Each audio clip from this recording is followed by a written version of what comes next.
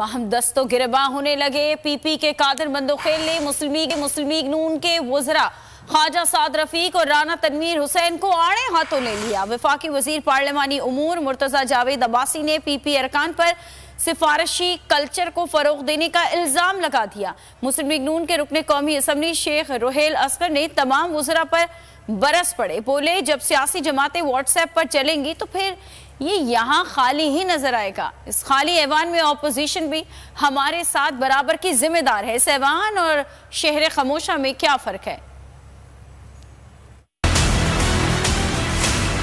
जनाब स्पीकर, इस हाउस ने अक्टूबर में एक स्पेशल कमेटी बनाई है अफेक्टेड एम्प्लॉइज के लिए। कुछ वजीर साहबान में नाम लेके बताऊं, राना तनवीर साहब स्टेट अवे वो अपनी डिपार्टमेंट को मना करे, कमेटी की कोई बात नहीं माने। सिविल एविएशन जो साद रफीक साहब वजीर है ना वो बात मानते, स्टेट अवे डिपार्टमेंट को बोलते कोई बात कमेटी की ना माने।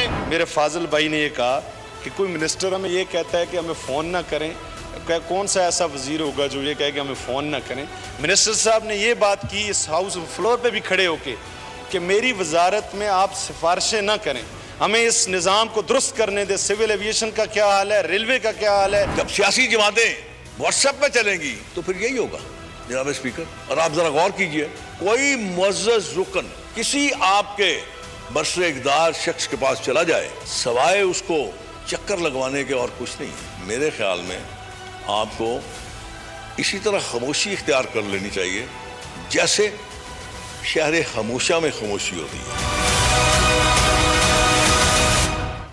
अमन के क़याम में नाकामी पर शहबाज शरीफ को वज़ीर आज़म रहने का हक नहीं। अमीर जमात इस्लामी सिराजुल हक बरस पड़े। मीडिया से गुफ्तगू में कहा